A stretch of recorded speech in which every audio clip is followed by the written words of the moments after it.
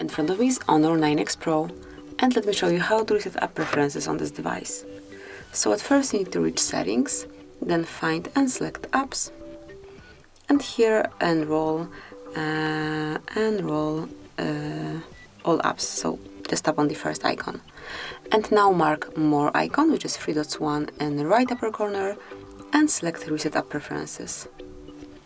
And if you truly want to remove all preferences for disabled apps, disabled app notifications, default application for actions, background data restriction for apps, and any other permission restrictions, just tap on Reset. And that's it, it has been done, so you've just reset app preferences in your Honor 9X Pro. Thank you for watching, please subscribe our channel and leave the thumbs up.